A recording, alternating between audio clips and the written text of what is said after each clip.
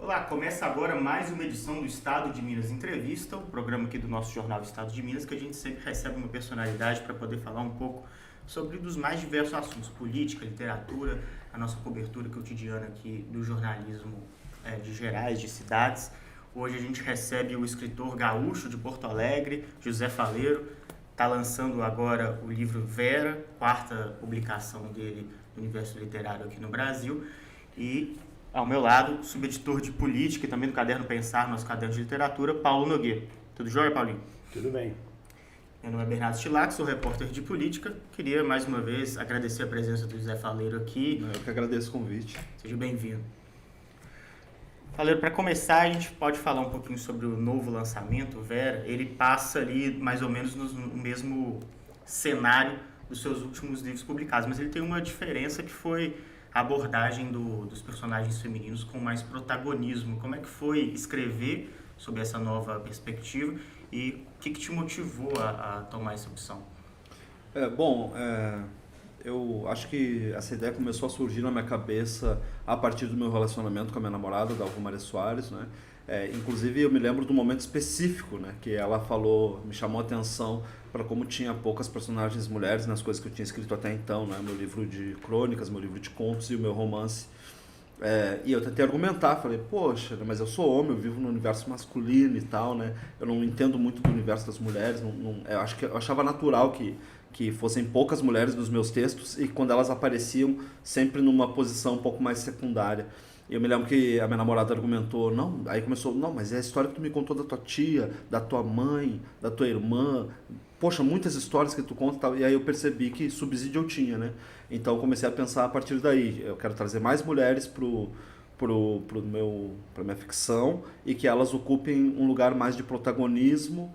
E aí calhou de falar também sobre as relações de gênero, né? Porque se tu parar pra pensar no fundo, embora as mulheres protagonizem isso, se tu pensar personagem pessoa, são as mulheres que protagonizam, especialmente a Vera, que dá título ao romance, mas eu acho que a história ainda gira mais em torno da mentalidade patriarcal, né? Então das problemáticas de gênero. Nesse sentido, então, foi uma forma também que você encontrou de falar sobre esse universo também da sua perspectiva? Pois é, né? E aí até respondendo isso agora e também o que tu tinha perguntado antes, né? De como foi, foi um desafio, assim, foi muito difícil por vários motivos, né? Primeiro que, não sei se tu prestou atenção, mas tu ressaltou que a história se passa onde já se passava as outras coisas que eu escrevi, né? Isso tem um motivo.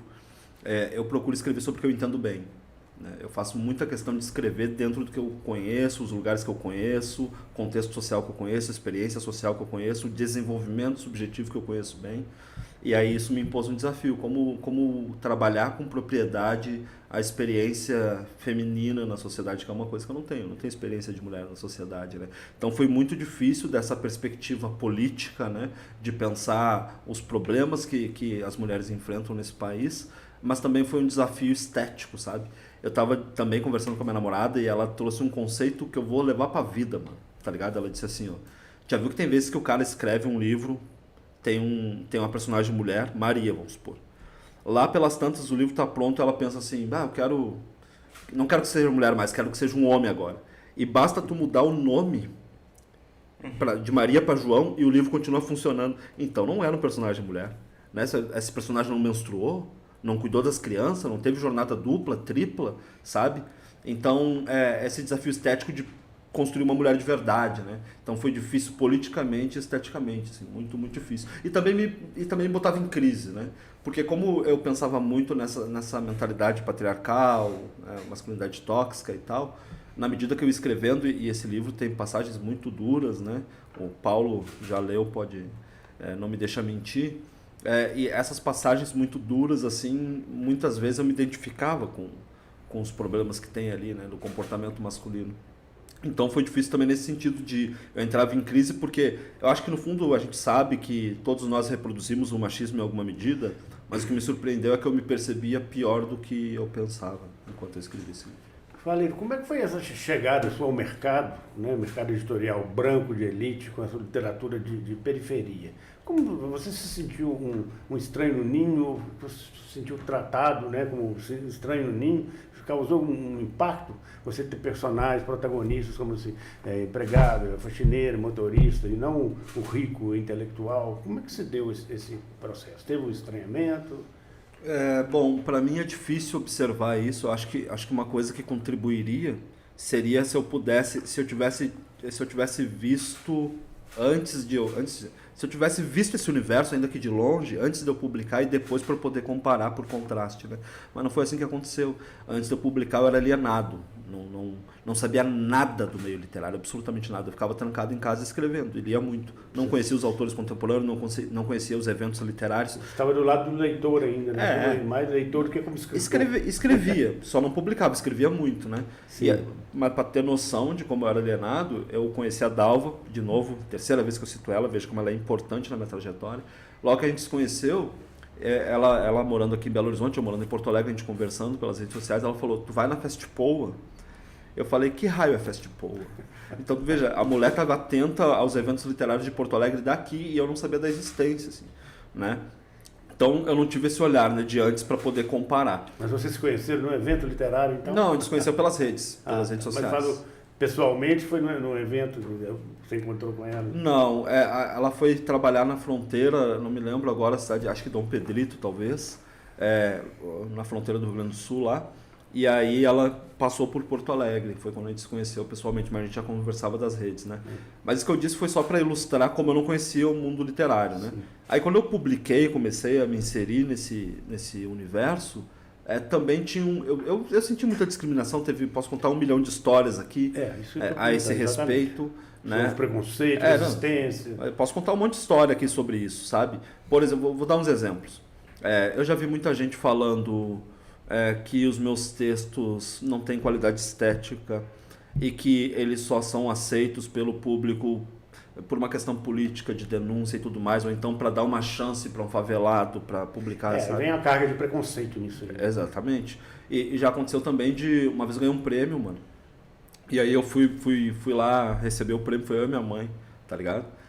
Aí essa história é muito curiosa. E aí tipo tinha um fotógrafo lá, e eu entrei assim, quando eu entrei, depois eu fui sacar, né? Ele estava escorado na parede, né? E aí quando eu entrei no salão, assim, ele se desescorou da parede, me olhou e aí se escorou de novo. Não entendi, né? Aí tá, tudo bem. Aí eu fui no portão, na catraquinha para entrar, né? E aí tinha a lista, né? As pessoas para entrar só podiam entrar os premiados, que estavam concorrendo ao prêmio, e os convidados, né? E aí a mulher procurava meu nome na lista e não achava. Olha, não tá aqui e tal. Eu falei, poxa, né? Mas e aí? Como é que vai fazer agora? Aí ela foi falar com a chefe dela e tal. Veja, eles tinham 2 listas. Uma de premiados e uma de convidados. Ela me procurou nos convidados, assim, porque eu não tinha cara de quem vai ganhar um prêmio, tá ligado? Tem cara de escritor. E aí depois eu saquei o fotógrafo. O fotógrafo estava ali porque ele tinha que fotografar a chegada dos candidatos, tá ligado? E ele olhou pra mim, isso aí não...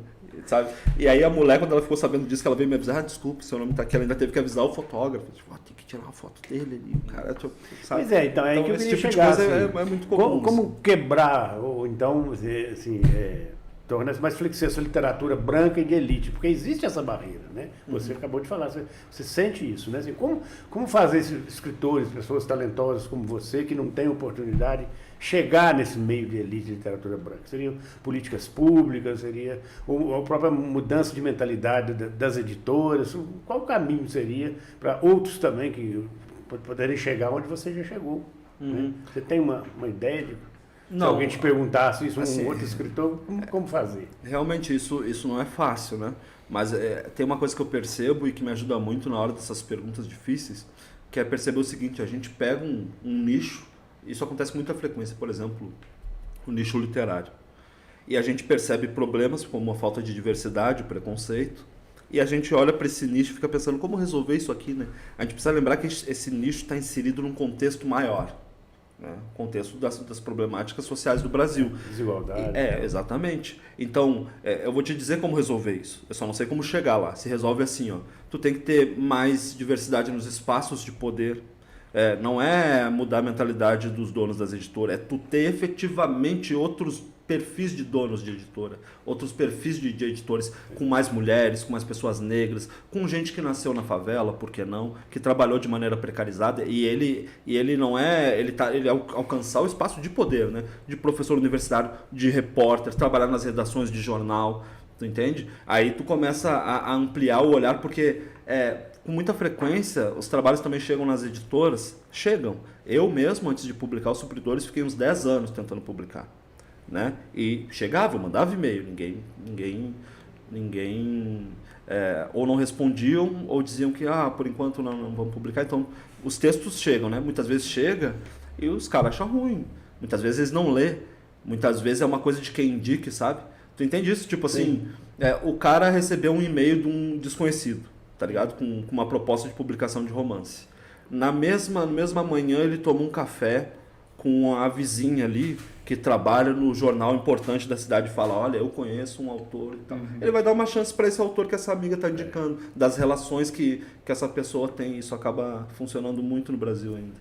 E tem essa expansão do mercado editorial, né, com as novas mídias e tal, está muito mais fácil, né, se você tanto lançar um disco, uma música, um livro, se isso aí vai ter sucesso, né? É diferente. Mas aqui, a literatura, ela é do povo, ela tem que ser popularizada para quebrar essa elite? O que você acha? Eu acho que sim. O problema é sempre como chegar lá, né? Eu acho que passa assim por políticas públicas, né? Eu acho que as ações afirmativas foram importantes, a gente tem que fazer ainda mais avanços. Inclusive, voltando também ao que a gente estava falando antes, que dialoga com isso que tu está dizendo agora, porque tinha me perguntado se eu encontrei problemas, preconceito. Encontro todos os dias, né? Mas, afinal de contas, eu penetrei nesse universo, né? Publiquei, me tornei um leitor publicado, estou publicando numa grande editora. Perceba que isso também só foi possível porque começou um debate muito intenso em torno de certas pautas políticas, não é? Como machismo, racismo, e tu perceber a periferia não só como lugar dessa violência, né? A violência que é empurrada para lá pelo abandono do Estado, mas também como lugar de potência, de pessoas criativas, de pessoas inteligentes, né? Começou a se ter esse olhar e começou a se ter demanda para essa literatura. Não é à toa que eu fiquei 10 anos quase tentando publicar Os Supridores, não conseguia, e de repente consegui. Sim, porque agora as pessoas começaram a atentar para isso, né? E se a gente parar, por que houve, né, que provocou essa efervescência no debate público? Para mim são duas coisas. Justamente as redes sociais, né, que as pessoas conseguem expressar sua opinião e alcançar muita gente de repente, se as coisas viralizam, né? Inclusive eu, antes de publicar, eu fiz um texto que está no Vila Sapo, que é Um Otário com Sorte. É o último texto do Vila Sapo, mas foi o primeiro a ser escrito. Cara, que viralizou. Eu não era ninguém, assim, as pessoas se identificaram, o texto compartilharam aos montes. Então isso acontece, isso é um eixo. E o outro eu acho que foram justamente as ações afirmativas, né, que mudou o perfil da galera que acessou a universidade. Então essa galera começou a se queixar da falta de diversidade até bibliográfica. Ali. Tipo, cadê os autores negros aqui? Cadê as autoras mulheres aqui de material? Né? Essas pessoas estão se formando, essas pessoas são professores hoje em dia. Essas pessoas estão buscando justamente livros mais diversos para trabalhar nas escolas. Então tudo isso contribuiu. Eu acho que com mais política pública a gente consegue mais diversidade. A gente falou um pouquinho sobre essa questão espacial, mas eu queria me aprofundar um pouco nela, porque até lendo Os Supridores eu estava conversando ali na redação sobre a importância que aquele cenário da periferia de Porto Alegre tem para o livro. E eu nunca fui a Porto Alegre, mas eu acho que você descreve de uma forma tão bem detalhada as rixas entre as vilas, aquele espaço ali entre uma vila e outra, onde não necessariamente existe um comando do tráfico ali, e também o próprio mote do livro, né, que é ali em 2009, né, não estarem vendendo maconha, vendendo apenas crack e cocaína.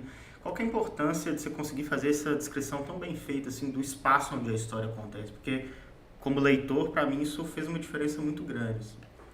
Olha, eu acho o seguinte, cara, o que eu estava dizendo ali de tentar criar personagens profundos, não é simplesmente uma pessoa que é Maria, tu pode trocar para João e funciona. Não dá, porque essa mulher teve um parto, porque essa mulher teve, sabe, construir uma subjetividade profunda. Eu procuro fazer com os espaços também. É o tipo de livro que eu gosto de ler, sabe? Então não basta dizer assim, Porto Alegre. Esse livro se passa em Porto Alegre. Aí lá pelas tantas tu pensa, não, vou trocar. Se passa em São Paulo, só troca o nome e funciona. Não, eu quero que esteja ali o calor de Porto Alegre. Eu quero que esteja ali as ruas, as vilas, o jeito de falar, sabe? Vera, isso é muito claro, né? O Vera também agora. Sim, a mentalidade própria do porto-alegrense, e não qualquer porto-alegrense, mas o porto-alegrense da quebrada, né? Então eu procuro trabalhar, inclusive, a coisa geográfica de maneira aprofundada, assim. Não sei se eu devia dizer isso, cara, mas sabe que eu tenho a impressão, às vezes, que, tipo assim, todo movimento social tem seus efeitos colaterais, né? E aí, tipo, eu acho que a gente tem um debate político da maior importância sobre os mais variados assuntos, e isso ganhou tamanha importância que, às vezes, o simples fato de surgir isso num livro, sem ser aprofundado, acaba funcionando, acaba atraindo leitores, as pessoas gostam, tipo, sabe? Por exemplo, assim, tem uma frase de efeito, às vezes, só isso no livro, assim, tipo, sabe, olha... no sentido dessas discussões políticas, isso basta às vezes assim para as pessoas. Então, tipo, o fato de o debate estar muito aquecido, esse debate político, valorizou, digamos, a dimensão política do texto a tal ponto que eu vejo uma certa negligência com a dimensão estética, assim, sabe, de tu aprofundar essa parada. Não é simplesmente dizer, por exemplo, eu sou um trabalhador precarizado e agora a história sobre isso. É tu mostrar a experiência social, então, desse trabalhador precarizado, como isso impacta a vida dele no dia a dia, nas relações com a mãe, com a esposa, com os vizinhos. Ir a fundo, né, nessa parada, né, que eu considero um trabalho mais estético do que político. Outro ponto que a gente conversou também é que eu achei, no caso dos supridores também voltando, os personagens muito complexos, assim. Os dois principais ali são supridores de supermercado, trabalhadores precarizados, né, com uma carga horária de trabalho totalmente cansativa, extenuante, pegando ônibus 1h30 para voltar. Essas que inclusive a gente pode voltar a falar mais para frente num cenário mais geral de política, mas eles são personagens complexos, né, assim. Tá lá o Pedro, ele tem as vontades dele, ele tem o desejo dele, é um cara que em algum momento joga bola, conversa, sai para beber. Qual que é a importância também de tratar esses temas assim, para não virar um personagem estigmatizado, né? Quem é o personagem do supridor? Bom, é o trabalhador que ganha o salário mínimo, não é só isso, né? Essa pergunta que tu faz tem também dois eixos que eu quero dizer aqui.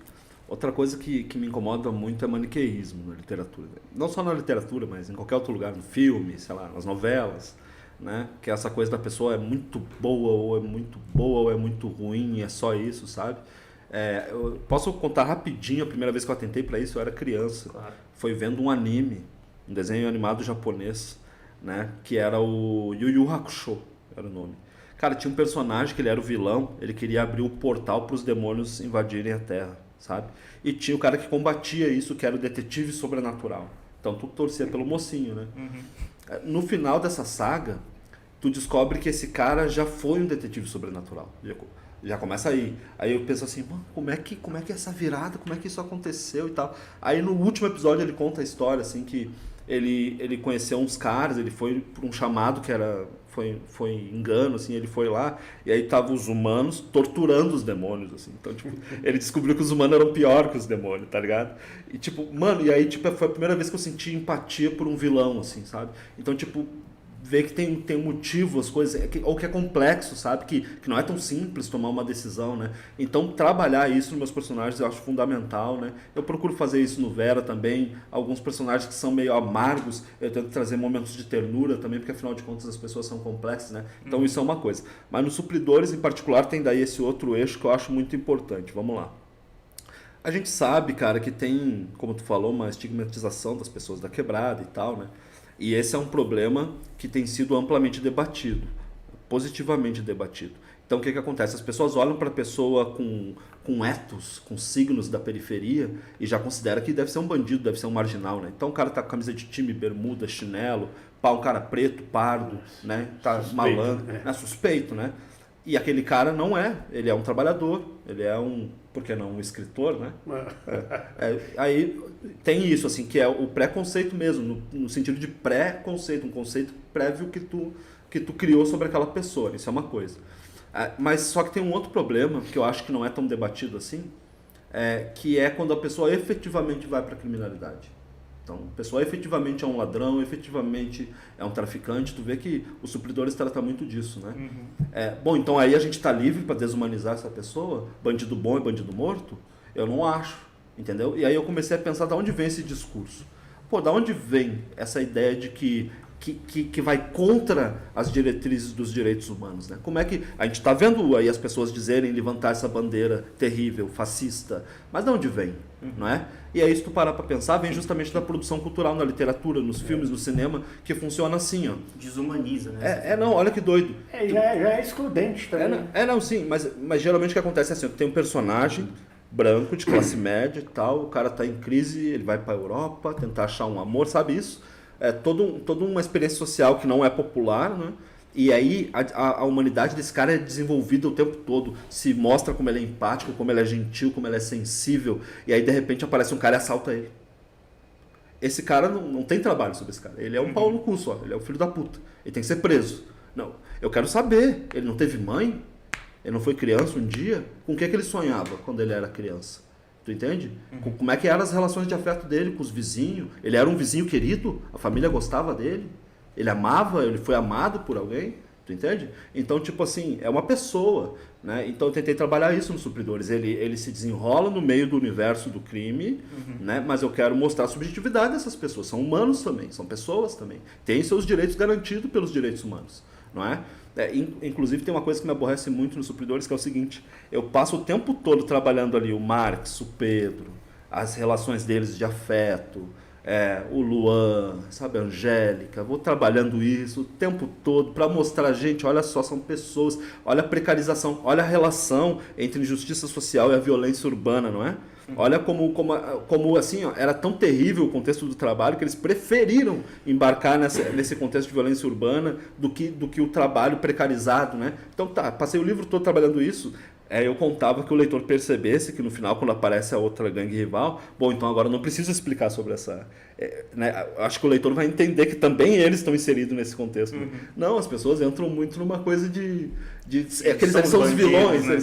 Não entendeu nada. Eu passei o livro todo mostrando que não existe esse mal pelo mal, sabe? Que sempre é mais complexo do que isso. E até esteticamente, como você falou, uma das cenas que mostram mais essa humanidade é justamente quando a mãe do Luan é assassinada, né? E o Pedro percebe ali que a dor do Luan era a dor dele, né? Você descreve muito bem isso. Eu acho que humaniza realmente bem a situação. Isso é muito doido. Também, eu acho que uma outra coisa que me levou a fazer isso, porque tem um senso de comunidade muito forte nas camadas populares, sabe? E isso sempre me intrigou. A princípio não, porque para mim ficar intrigado com as coisas, eu começar a elaborar as coisas, eu preciso do contraste, da força de contraste. Cara, eu fui trabalhar de porteiro num bairro de gente rica em Porto Alegre. E aí sim, comparando as relações humanas do meu universo de origem com aquele universo ali, eu fiquei absolutamente chocado com o grau de contraste, assim. Né? No Vera tem o porteiro, que é um dos protagonistas, que ele sofre, ele tem a parte de vilão dele, que ele assedia a Vera e tal, mas tem essa parte de vítima, né, que ele sofre preconceito pelo administrador lá, né? Desde a hora que ele estava comendo, se estava fritando peixe lá, quer dizer, exatamente isso que você está falando, quer dizer, dois lados. De fato, os Supridores não calhou de eu trabalhar tão bem essa dualidade, mas tu sacou nesse momento, por exemplo, ali tu trabalhou no senso de comunidade e tal, que não está presente em outras camadas, outros estratos da sociedade. No Vera eu procurei trabalhar isso um pouco mais. Essa dualidade está presente em muitas coisas, né? Então tem o porteiro que é oprimido enquanto trabalhador precarizado, mas oprime enquanto homem. Então, essa relação do bem e o mal, né? Nem todo mundo é totalmente bem ou totalmente mal. Então a gente traz essa carga. Exatamente. Mas no caso do Vera, às vezes a força do contraste está em personagens diferentes também. Por exemplo, o Arthur, ali, por exemplo, filho dos patrões, ele está sendo já iniciado, né, nessa seita satânica da masculinidade. Quando a mãe não está presente, ele apresenta a gostosa passando. Exatamente. Ele tá na idade que já se começa a permitir que ele ouça certas conversas dos homens mais velhos, né? E tu vê que é mais ou menos a idade que estão os meninos na quebrada ali, um pouco mais velhos eles são, só que eles são muito mais desamparados. Tem um momento do Vera que impressiona, é quando o Van, né, o filho da Vera, ela leva ele no apartamento de luxo onde trabalha. Ele chega lá, a primeira coisa que impressiona ele, tem banheiro dentro de casa. Quer dizer, isso é de uma simplicidade, mas ao mesmo tempo de uma profundidade nesse sentimento dele um menino nunca viu um banheiro, tem uma banheira, o banheiro, ele fica deslumbrado com aquilo. Isso é um momento tocante do livro, né? Você vê assim, como é que essas coisas frugais, para a gente que está acostumado não tem a menor importância, mas nesse contexto de pobreza, de miséria que é o do Vera, como é que isso é impactante, né? Olha, sabe que eu penso muito sobre essas coisas porque eu tive nos anos 90, assim, abaixo da linha da pobreza, assim, era muito foda. E aí eu tenho memórias, assim, justamente disso. Eu lembro da minha avó, era a única casa do pátio que tinha banheiro, né? Aproveitei muito disso na minha ficção, né? Então era a única casa que tinha banheiro, e o pátio tinha várias casas, chegou a morar 16 pessoas ali, um banheiro para 16 pessoas, né? Era uma barra de sabão para dividir todo mundo. Tem que economizar a barra tinha de shampoo, sabão. não tinha shampoo, não tinha nada. E aí eu me lembro que... E aí eu tenho até uma crônica do Mas Em Que Mundo Tu Vive que eu falo sobre isso, acho que é a crônica Amsterdã, que quando eu vi os caras na TV, tu entende assim, eu não conseguia pensar um mundo diferente daquele meu, porque eu não tinha referência de outros modos de vida, né? Então eu ia ver os caras na TV, entrevistado no Jô, por exemplo, assim, e aí os caras mais ou menos da minha idade, assim, isso eu com 20, vamos supor, e aí lá pelas tantas, nós temos imagens suas aqui, quando você era criança. E eu pensei, mano, como que filmar? Existia, eu juro, eu tomava um susto, assim, existia câmera de filmar no final dos anos 80, início dos anos 90, mano. Pra mim era sempre um susto. Eu não tinha shampoo, velho, tá ligado? Então, tipo assim, só que a minha vida melhorou. Mesmo antes de eu publicar, né? Eu acho que muito a partir dos governos Lula ali, né? O primeiro e segundo governo Lula, melhorou muito a vida das pessoas, das camadas populares. Eu observei essa mudança. Políticas públicas, né? Sim, políticas públicas. Então minha vida melhorou, mesmo antes de eu publicar livros. Mas hoje em dia o que eu penso é o seguinte, mano, tem gente que até hoje tá nessa circunstância. É isso que eu procuro não esquecer, entendeu? Hoje não é uma surpresa para mim entrar numa casa e ver que tem banheiro dentro, mas para alguém vai ser. Alguém tá vivendo tá experimentando a sociedade de tal maneira que é um absurdo ter um banheiro dentro de casa, assim, é um choque. Isso é notório, o que mais me impressionou no Vera é isso. A hora que ele sai, vive nu porque a mãe não tem dinheiro para comprar roupa, né? Banheiro fora de casa, aí vai, ele chega, a primeira coisa que observa, nossa, um banheiro dentro de casa, isso é impressionante. Não, ele se surpreende com isso, e eu fico muito feliz que tenha pegado esse detalhe, porque de fato, assim, eu achei que era sutil demais para as pessoas pegarem, assim. Outra parte sutil é do tomate, né? Sim. A diferença entre o tomate do rico e o tomate do pobre. É. O tomate do rico, a Vera, ela ficou com dó de fatiar de tão bonito, né? Ele parece uma coisa perfeita. Sim. Diferente do tomate do pobre, que ele tem a mancha, ele é meio esverdeado, amarelo, manchado. Isso também é uma coisa sutil, né? Dessa desigualdade. Não tem, mas pois no caso desse do banheiro, eu queria, e aí eu acho que tu pegou o espírito, que é tipo assim, cara, ele não conseguia imaginar aquilo ali, entendeu? Isso que é muito doido. E aí não é só o fato de ter dentro, é que eram vários também, ainda por cima. 4 banheiros, né? Imagina que eles eram um só, né? Esse lance do tomate, cara, eu tentei resgatar um negócio que eu não sei se tem aqui em BH, não sei se é familiar pra vocês. Hoje em dia não tem nem em Porto Alegre mais, mas nos anos 90 tinha, na periferia, que era o seguinte. Naquela época, cara, nas periferias de Porto Alegre, isso era muito comum. Tu não tinha estabelecimentos bem estabelecidos, assim, de comércio, entende? Então era uma vendinha para vender coisas em conserva, cachaça e é isso, entendeu? Então coisas mais frescas, assim, que vinha com cara de carroça, entendeu? Verdureiro! Ele gritava ali. O personagem também muito interessante. O cara vinha de carroça, andava de carroça assim, pela vila, assim, gritando verdureiro e tal. Hoje em dia não tem mais. Hoje tem os mini mercados lá e tal, tem até supermercado. Mas não sei se teve em BH esse momento assim que não tinha. Que a infraestrutura era tão precária que nem isso, assim, sabe? Tinha aqui uma carroça. Belo Horizonte eu não posso dizer exatamente, porque eu não passei minha infância aqui, mas no interior, até hoje com certeza, na minha terra e tal, ainda tem, passa o carro vendendo fruta, vendendo legumes, fresquinho, daquela horta, pequena horta particular, isso ainda é muito comum ainda. Eu queria aproveitar esse gancho de comparar cidades, que agora, o lançamento do Vera, mas dos outros livros também, se rodou o Brasil falando sobre o livro, conversando sobre o livro com os leitores, e queria saber da sua experiência com os relatos das pessoas que se sentiram identificadas com as histórias, mesmo elas tendo essa carga regional muito forte do espaço onde elas são escritas. Porque apesar de ter ficado impressionado assim, com a descrição de Porto Alegre, só pela leitura, também tem uma dimensão assim, de que vários lugares podem se identificar com aquilo, uma dimensão universal dessa situação de pobreza, de precarização do trabalhador. Como é que é ouvir o relato dos leitores ao redor do Brasil sobre sua obra? Sabe que, em primeiro lugar, eu tenho que dizer o seguinte: as pessoas, eu quando me dei conta disso, eu comecei a dizer isso sem parar, e agora eu vou dizer toda vez. As pessoas acham que quem escreve um livro está apto a falar sobre ele, porque é o autor, mas eu não concordo. Tem aquela máxima, né? Bastante batida, mas que é verdade, de que o livro se completa com a leitura das pessoas, né? Então eu tenho aprendido sobre o livro, né, com as pessoas, isso é muito legal. Eu ainda, como o livro é recente, tem coisas que eu ainda não sei explicar, perguntas que fazem, de repente que me pegam de surpresa, eu não tinha pensado sobre aquilo, mas na conversa com os leitores eu tenho aprendido muito sobre o livro. Aprendi em São Paulo, inclusive, que uma frase atribuída ao Tolstói parece que talvez não seja do Tolstói, né? Porque lá o especialista amigo da mulher que estava participando da mesa disse que não há em lugar nenhum essa frase, que é: para tu ser universal, tu escreva sobre a tua aldeia, né? Que foi o que eu sempre procurei fazer. Eu acho que isso funciona de fato, e eu me dei conta disso antes de publicar livros, ouvindo Racionais, sabe? Racionais também se passa em São Paulo, as periferias de São Paulo, é o jeito de falar de São Paulo, mas era a minha vida que estava ali. É um sucesso nacional. Sabe, os caras iam nas periferias de Porto Alegre, aqui nas periferias de BH, as periferias de Salvador, todo mundo sabe as letras na ponta da língua, porque as pessoas se identificavam com aquela experiência social que era apresentada naqueles raps, né? E tem acontecido isso com os meus livros, assim, tipo, as pessoas vêm falar comigo de tudo que é periferia, de todas os grandes centros do país, vêm falar comigo, assim, dos lugares mais impensáveis. Parecia que era a minha vida, assim, e tal, tipo, então acontece.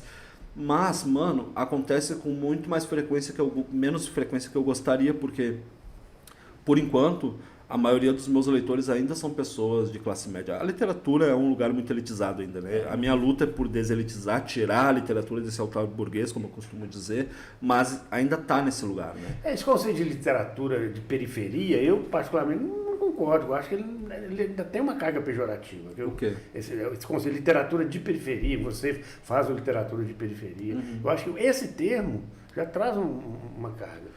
A sua literatura é de Brasil, expõe uma realidade do Brasil. Então, eu vejo muito já a literatura de periferia, literatura dos invisibilizados. Eu acho que esses termos também já são restritivos demais. Eu acho que a sua literatura reflete o que é o Brasil, né? Então, pode ser. Às vezes eu vejo muitos críticos, pessoas sérias, fazendo essa coisa reducionista.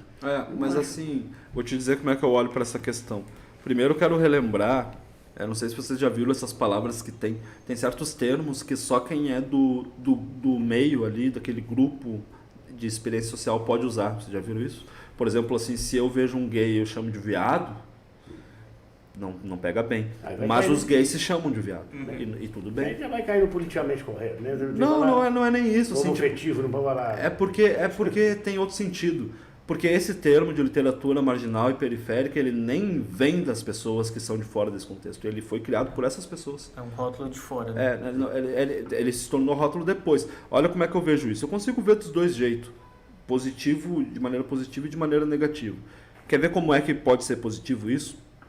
A literatura no Brasil tem uma tradição excludente, elitista, e durante muito tempo... a galera da periferia não conseguia publicar, a galera preta não conseguia publicar, as mulheres não conseguiam publicar. Hoje em dia está tendo um pouco mais de diversidade, né?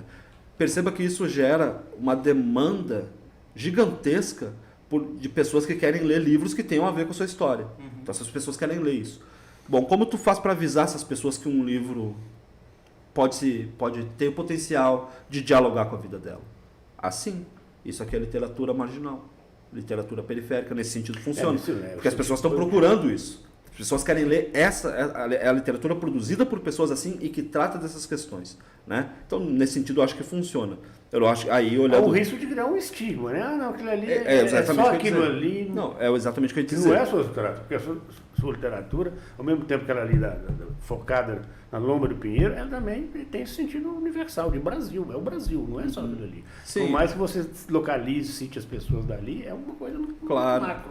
Eu ia fazer uma coisa de cada vez, né? Primeiro eu falei de como eu vejo isso de maneira positiva, mas de maneira negativa eu concordo contigo. Se eu for analisar isso de maneira negativa, é reducionista, né? Reduz. Eu estou te falando porque como leitor, que eu frequento muito livraria, biblioteca, vira e mexe eu ouço esse negócio. Aquele ali é a leitura de periferia, a leitura dos marginalizados. Eu percebo. Mas isso acontece sempre Porque é a visão do branco, Sim. a elite. Isso acontece sempre com as minorias, não é? Também acontece com a literatura de mulher, com a literatura da galera preta, com a literatura LGBTQIA+. Então dizem, olha, isso é literatura LGBTQIA+. Sim, eu consigo identificar esse problema, que é como se não fosse exatamente literatura. É como se fosse uma coisa menor. Subliteratura. Sim, de fato isso é um problema. Eu acho que o maior problema, no fundo, é porque são sempre as minorias que recebem esse rótulo. Tu vê, ninguém nunca fala assim, ó, que Drummond é literatura de apartamento, por exemplo. Podia ser, né? Então, pois é. Né? Literatura de filho de fazendeiro. Podia ser, né? Eu acho que... Tu vê que doido, né? Isso é uma coisa que, por exemplo, a galera do movimento negro tem debatido muito, mas que se aplica aos mais variados marcadores sociais. Por exemplo, o branco nunca é racializado, né? Então veja que é o negro, é o indígena, e eu sou só uma pessoa. Então a gente precisa racializar o branco, não. Tu não é universal, tu é um branco, uma pessoa branca. Do tal do racismo reverso. E aí tu vai ter isso. Eu acho que talvez vale a pena etiquetar todo mundo, então. Já que é assim. Né? Que é literatura branca, literatura de apartamento, literatura de burguês. Pois é. Não, mas eu entendo também o lado... São dos poucos que falam isso aí, que é a literatura de elite, a literatura branco, que, né, você vai ver os personagens, realmente não tem da periferia, o pobre, porque um dos diferenciais do Vera é isso, né? Quem são os protagonistas? Não tem nenhum intelectual, não tem um milionário, não tem um rico que toda hora viaja para a Europa, ou que quer ir para Marte. Exatamente. Mas tu sabe que... Né? Sim, eu concordo contigo. É isso. Só para terminar esse lance, tipo, eu acho que tem um papel positivo, assim, e eu acho que tem um problema também, que é quando reduz a parada. Eu concordo. Mas eu vou falar agora sobre uma coisa relacionada que, às vezes, não é o teu caso, nem o teu, mas às vezes as pessoas também confundem como se fosse o tema do que eu escrevo, essa condição das pessoas. Não é. Né? Então, meus livros não são sobre periferia. Sabe? Exato. Eles se desenrolam ali, porque afinal de contas minha experiência social é ali, é onde eu gosto de estar. Não é como diz o Brau, né? Aqui a maioria se parece comigo, é onde eu me sinto à vontade. Eu não acho que você faz literatura de periferia. É nesse sentido que eu falo que é perigoso o rótulo. Não é o tema. O tema são os seres humanos, os anseios, a frustração das pessoas. Eu não gosto de pensar como tema, mas como ambientação, sim, se ambienta ali. Né? Mas não é exatamente o tema dos livros. E se ele falar, aproveitando, né, essa sua resposta que é muito boa em relação ao tema, né, já pensa em novas produções, porque o Vera realmente traz uma diferenciação em relação ao que foi Supridores, aos contos do Vila Sabo também. E você está morando em BH agora, não é? Ou está passando bastante tempo em BH? Não, passo bastante tempo aqui, mas não moro aqui. Mas e aí, BH pode virar quase um morador. Espaço? Não, pode sim. Assim, tu vê que tem acontecido, eu tenho refletido muito sobre isso, e aí tu sabe que, no meu caso, eu não sei se é assim para todo mundo que escreve, né? Mas no meu caso, eu gosto de escrever quando tem um assunto já borbulhando em mim há muito tempo. E esse assunto não é só o tema daí do que eu vou resolver escrever, mas até a ambientação, os personagens que eu quero trazer e tal. E isso leva tempo, entendeu? Então, tipo, todas as histórias que eu estou contando aí, o subsídio da minha experiência social que eu usei, é tudo anos 90, anos 2000, entendeu? O Vera, se não me engano, é anos 90, né? Sim, começa nos anos 90.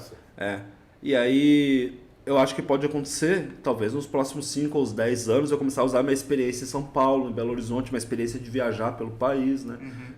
Pode ser que pareça assim, mas eu acho que ainda vai levar um tempo, cara. Eu tenho que acabar os outros volumes. Isso Vera é o primeiro volume de 3, né? Com essa temática. E assim, a gente está falando agora, extrapolando para questões políticas que estão sendo debatidas agora, mas que obviamente tratam sobre questões que são latentes no Brasil há muito tempo. A gente está falando agora no cenário político, até semanas atrás essa discussão estava mais quente, né? Do fim da escala 6x1, por exemplo. Como que você acha que o livro como Supridores, que de novo, esse não é o tema do livro, mas isso permeia o livro inteiro. Você vai ter uma discussão ali no início do livro do Pedro com o Marx, que ele passa 4, 5, 6 páginas explicando a ideia lá de mais-valia para o Marx, sem falar disso, sem falar esse termo. Como que você acha que a sua obra, sendo uma obra literária, uma obra boa de ler, assim, prazerosa de ler, pode ajudar nessa discussão, em popularizar essa discussão, que às vezes, na minha percepção, fica parecendo muito técnica, às vezes, uma discussão que às vezes afasta o público por parecer muito técnico, muito politizado, mas que é a vida das pessoas. Né? Sabe que essa é uma pergunta difícil, eu acho que tem 2 perguntas embutidas aí. Vou tentar responder a primeira, que é o seguinte: eu não sei mesmo, assim, e eu não estou falando, não é retórica, eu realmente não sei até que ponto a literatura pode contribuir nessas coisas.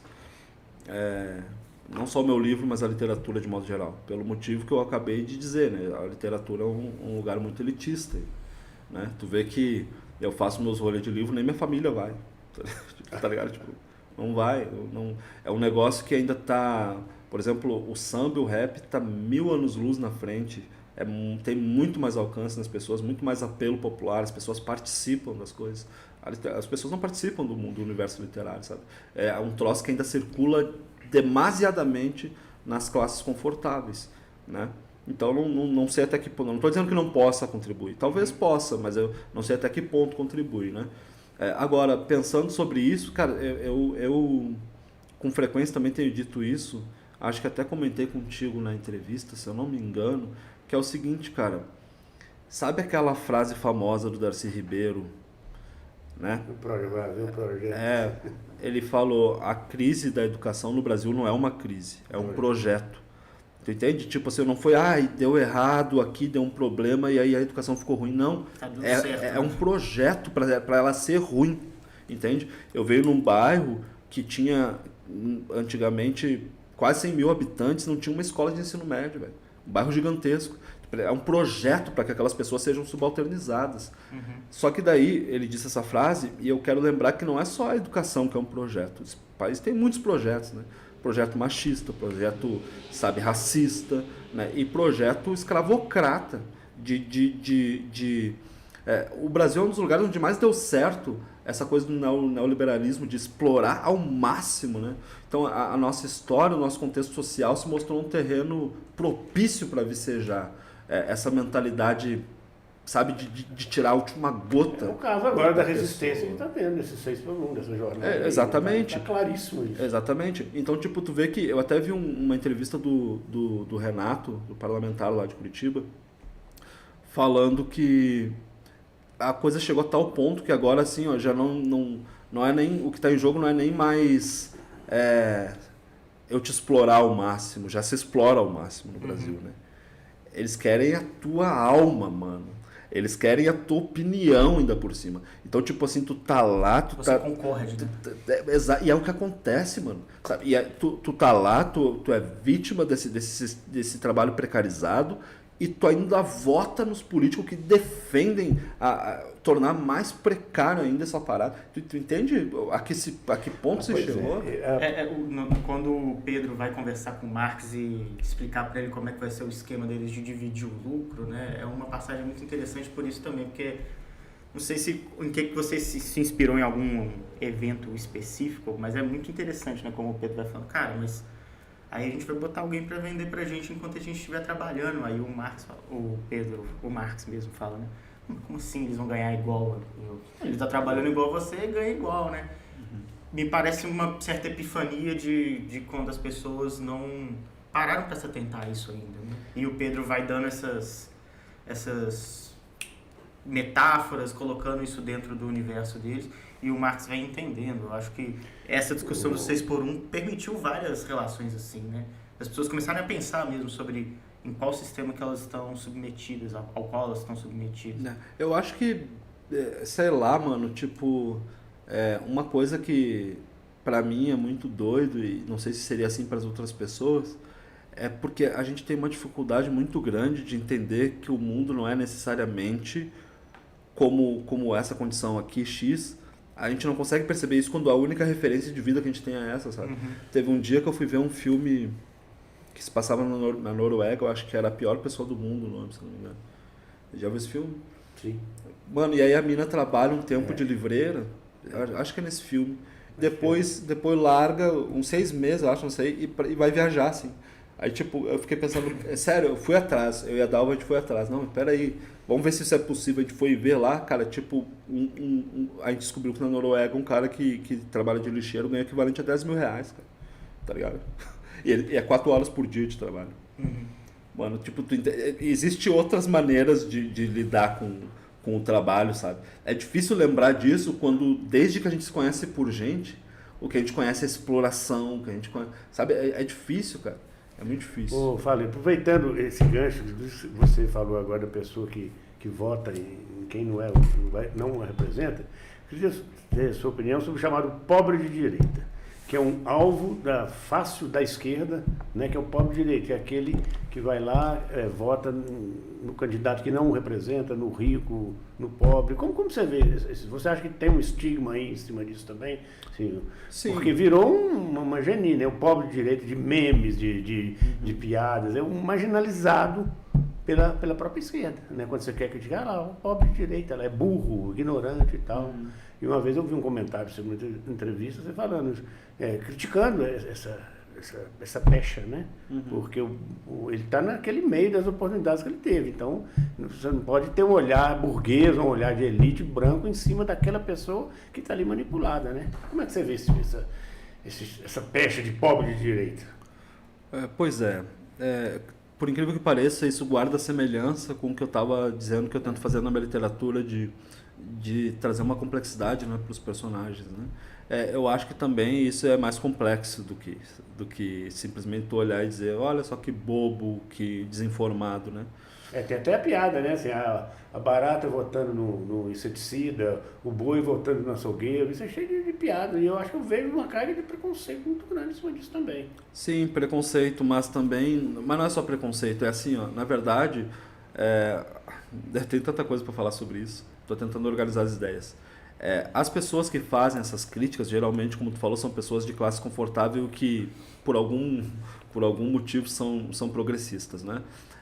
Essas pessoas, para além do preconceito, né, com o que elas chamam o pobre de direita, também tem o fato de que elas não entenderam o problema, entendeu? Elas falam isso porque elas acham que é uma questão de esse cara podia ter feito uma escolha diferente e não fez, né? Não, é uma pessoa burra, a pessoa que pensa assim.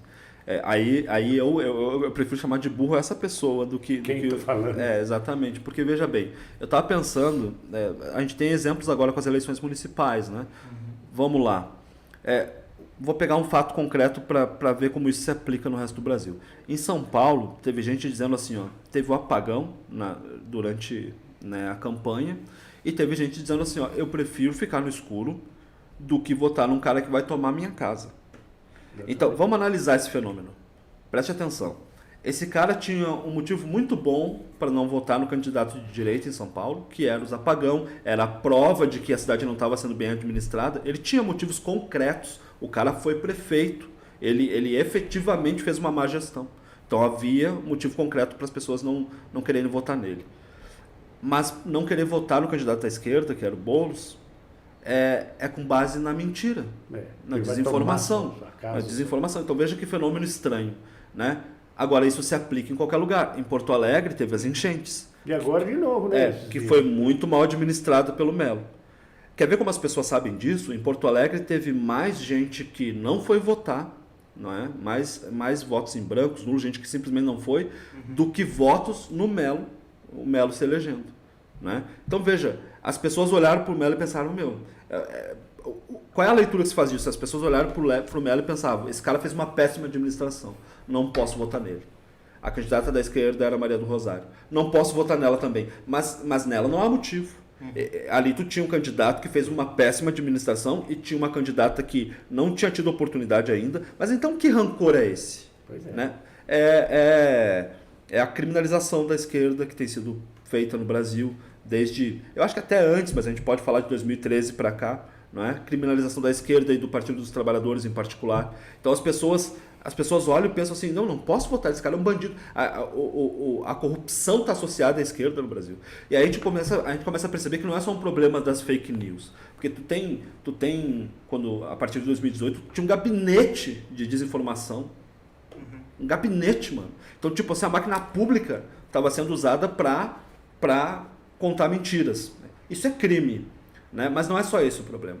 Também tem o problema de tu apresentar a notícia de maneira tendenciosa, e isso é feito nos grandes jornais. Isso nem crime não é. Tu entende? Então, tipo assim, é só tu olhar os grandes jornais, tu vai ver que eles apresentam a situação, agora, por exemplo, como se o fato de o Lula estar brigando para baixar as taxas de juros é como se a vida das pessoas estivesse ruim por isso. É assim que é apresentada a situação. Imagina, cara, que impacto pode ter isso na vida do cara que trabalha no supermercado. O cara não tem dinheiro investido. Isso impacta em quem vive de renda, não é? Mas isso não é apresentado dessa maneira. Então tu vê que tu tem a mentira criminosa, fake news, né, produzida nesses porões, e não é, cara, tipo, não é eu fazer um post mentiroso, é uma máquina. É muito dinheiro. Sistemático. É sistemático, um sistema, é dinheiro investido para espalhar aquilo para milhões de pessoas. Ok, mas isso, crime, claramente crime, quando descobrem, isso é desmontado, mas também tem a desinformação que é feita nos grandes centros de jornalismo. Não é? Então, aí como é que tu vai esperar que a pessoa tenha uma visão lúcida sobre a coisa? Como é que tu vai fazer isso? Em nenhum momento, durante a época do Mensalão, por exemplo, em nenhum momento foi depois. Foi no lance da Petrobras. Uhum. Em nenhum momento se falou que, se eu não me engano, era o PL? Era o partido que tinha mais envolvidos? Não. Devia ser PL, PP. O próprio presidente. Era o PP. PP. Não, era tudo, nos grandes jornais era tudo associado ao PT, à esquerda. O PT nesse ranking estava lá embaixo. Exatamente. Ninguém falou também. O Valdemar, né, o cacique maior do PL, foi preso. E aí, tipo assim, depois apareceu nos depoimentos, né, das pessoas, mas isso não se falava nos jornais, que na verdade esse é um esquema que já tinha muito antes de o PT assumir o governo. Então aquilo ali passou por vários governos e nunca ninguém fez nada. Petrobras remota a ditadura militar. Exatamente. Então, tipo, o jeito que a informação é apresentada é de maneira tendenciosa, né, nos grandes centros jornalísticos, mas também essa desinformação sistemática nas redes sociais, não se pode esperar. Aí o pobre coitado está lá, trabalha o dia inteiro, né? Não tem acesso à informação de qualidade, é difícil. Você é a favor da regulação das mídias, tem que ter esse controle mesmo? Mas é claro, redes sociais, é evidente, tudo tem... Liberdade de expressão tem limite, né? Ofensa não é liberdade de expressão, porque tem a turma que fala, não, o cara pode falar o que ele quiser e ele arque com as consequências. Mas nós sabemos que no Brasil, por razões que você acabou de falar, a coisa não é bem assim, né? Exatamente. A liberdade de expressão é diferente da ofensa, da mentira. Não é? É diferente, não é a mesma coisa, né? Inclusive, isso é uma discussão parecida com aquele lance de opinião, sabe? Tipo assim, não, a minha opinião tem que respeitar, assim, existe opinião. Geralmente a opinião está associada a uma coisa que não se consegue chegar ao fato. Aí as pessoas têm opinião e tudo bem, mas quando existe o fato, não existe mais opinião. A opinião que esteja desvinculada do fato não deve ser respeitada, não deve ser levada em consideração, né? E da mesma forma a ofensa, a mentira, né? O papo tá rendendo bastante, a gente está avançando aqui no tempo. Eu queria só, para a gente fechar essa discussão e a gente também encaminhando para o final da entrevista com o Faleiro, te perguntar sobre esse ponto, né? Sobre a conversa da esquerda com a periferia, com o trabalhador. Depois das eleições municipais, principalmente, com essa discussão da escala 6x1, a gente vê alguns nomes de dentro da esquerda, nomes que estão no poder, defendendo uma espécie de um olhar atualizado para o trabalhador e para o eleitor que está em camadas sociais mais baixas. A gente viu o próprio Boulos no segundo turno em São Paulo, acenando para o eleitor do Marçal, que era aquele eleitor que trabalhava com transporte por aplicativo, né, ou então delivery por aplicativo, adaptando algumas das propostas do Marçal, porque era um público que tinha ido muito para o lado dessa ideia de empreendedor, né, de coach do Marçal. O próprio Haddad dizendo que a esquerda não tem apresentado uma um plano emancipatório para as pessoas e que às vezes as pessoas ficaram um pouco desnorteadas e amparadas por essa direita empreendedora, porque a esquerda também não ofereceu nenhuma proposta. A gente chegou a entrevistar aqui o Reginaldo Lopes, que é um deputado federal do PT mineiro, defendendo também uma visão mais atualizada sobre o mercado de trabalho, que o mercado de trabalho hoje não é mais aquele CLT de 10, 20 anos atrás, tem muito autônomo, que está precisando também de um amparo. Você tem alguma perspectiva positiva de que a esquerda está começando a fazer um esforço não só para demonizar um público que vota em um político que não seria favorável às classes mais pobres, mas para ocupar esse espaço, de fato, se mostrar enquanto uma alternativa? Assim, eu não estou suficientemente inserido no mundo da política partidária para conseguir perceber esses movimentos e falar com propriedade. Mas o que eu posso te falar é o seguinte, eu tenho a impressão que funciona melhor quando é um movimento de dentro para fora do que de fora para dentro. Tu entende? Cara, o Boulos, ele pode ter a melhor boa intenção que ele tiver, mas ele é um burguês, tá? Ele vem de família burguesa. Entende? Então, tipo assim, ó, eu vejo exemplos, por exemplo, tem uma bancada negra em Porto Alegre, que é muito legal, de galera que veio da quebrada. Veio da quebrada. E mesmo quando tu olha os bons exemplos lá da década de 80, das grandes lideranças que se formaram naquele período, são pessoas que vêm de dentro do sindicato, são trabalhadores. O Lula talvez seja o maior exemplo disso, né? O cara era sindicalista. Ele foi formado ali, não é alguém que vem de fora tentar resolver o problema das pessoas. Eu acho que talvez falte um pouco de formação ali, para formar lideranças ali, não vir alguém tentar dialogar com essas pessoas, embora isso também seja positivo, né? É positivo, mas também é um diálogo que eu não sei se aconteceu em algum momento. E se tem impacto, né? Não sei, porque tipo assim, as pessoas relembram uma época de ouro em Porto Alegre, por exemplo, que a esquerda teve muitas prefeituras, sabe? E aí se parte do pressuposto que naquela época talvez o diálogo com a população fosse mais próximo. Não me parece. Eu não vi a esquerda presente lá.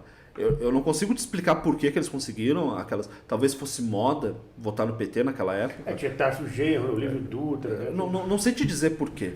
Mas o certo é que eu não via a presença deles lá, sabe?